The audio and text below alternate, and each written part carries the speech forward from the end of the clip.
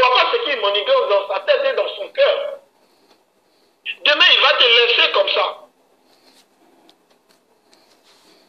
Aujourd'hui, il te dit, il est avec toi.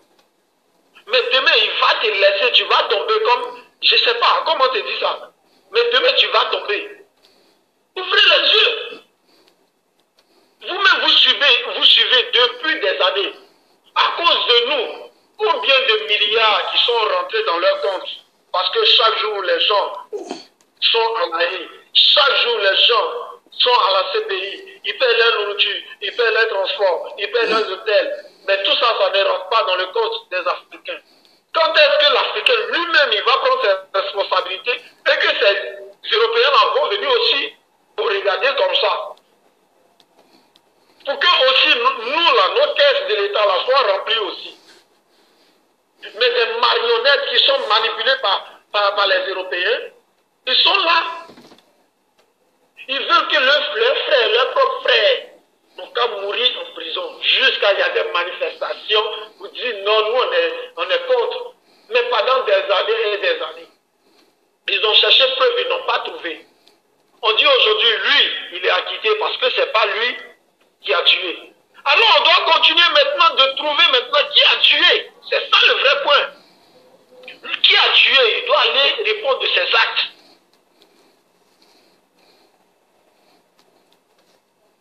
Il faut que nous arrêtons, Vraiment, il faut que le peuple africain et le peuple ivoirien se réveillent. Se réveillent. Laurent Gbagbo, l'homme au grand cœur. Blé Goudé, l'homme au grand cœur. Il n'a jamais pris les armes. Il a dit toujours les mains nues, nous les vaincrons. C'est avec les mains nues en 2002. L'armée française, c'est avec les mains nues qu'on a eu à les chasser du Golfe. Et finalement, ils ont eu à tirer sur la population. Mais pendant ce temps, personne n'a pris des armes. Pendant 10 ans, vous avez fatigué Laurent Gbagbo. La rébellion a fatigué Laurent Gbagbo et ses proches. Désiré Tagro est mort dedans.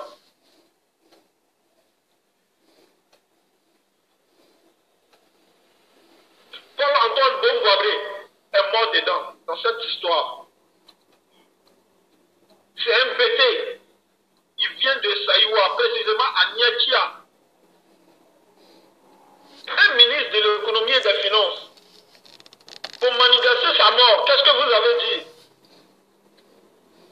Qu'il était malade, il avait besoin de 10 millions. Les journaux existent encore. Il avait besoin de 10 millions pour se faire soigner. Pendant ce temps, il était parti pour changer la monnaie de la Côte d'Ivoire. Il était parti signer l'accord pour changer la monnaie de la Côte d'Ivoire pour sortir du franc CFA. Alors vous avez vu que si la Côte d'Ivoire sortait du franc CFA, tous les autres pays francophones de la CEDEAO vont sortir du franc CFA. Voilà comment lui, il a été tué. Lorsqu'on a vu les journaux, je sais que d'autres connaissent Félicien. Lorsqu'on a appris qu'il était malade, Félicien l'a appelé sur le champ, pardon. Pour dire, mon frère, on dit que tu es malade. Il dit, cela laisse-les. Quand ils veulent tuer les gens, c'est comme ça, ils font. Comme moi, un ministre de l'économie et des finances, je vais avoir besoin de 10 millions pour me faire soigner. 10 millions pour me faire soigner. Donc, sa mort, ils l'ont empoisonné, sa mort a été organisée. Pareil pour Tagro Désiré. Donc, vous parlez de victimes aujourd'hui. Vous parlez de victimes. Mais si on doit parler de victimes, on ne va pas être en paix en Côte d'Ivoire. La réconciliation ne va jamais venir en Côte d'Ivoire si on doit parler de victimes. C'est sur tout ça on doit fermer l'œil pour dire non à la guerre, pour faire appel à la réconciliation, parce que les deux camps ont perdu des grands hommes. Des familles ont perdu des gens.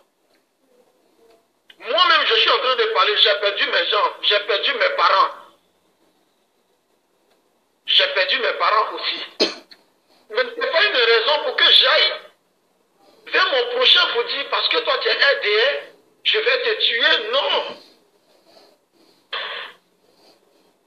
Il est mort aujourd'hui, la vie continue. C'est quel exemple, vous Ivoiriens, qui vous levez aujourd'hui contre la libération de Laurent Gbagbo, au lieu de penser à construire une Côte d'Ivoire nouvelle? C'est quel exemple vous donnez à vos enfants? Aujourd'hui, au lieu de dire aux enfants de ne pas avoir la haine, les enfants qui n'étaient même pas encore nés, mais aujourd'hui, vous dites aux enfants là, de descendre dans les rues pour contexter, pour dire non à la libération de Laurent Gbagbo. Un enfant qui ne connaît. Voilà comment,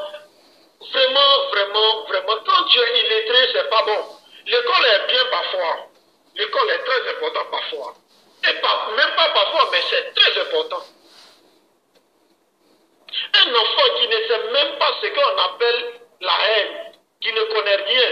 Le Coran vous enseigne quoi? La Bible vous enseigne quoi? La Bible lui-même nous enseigne de marcher comme les enfants.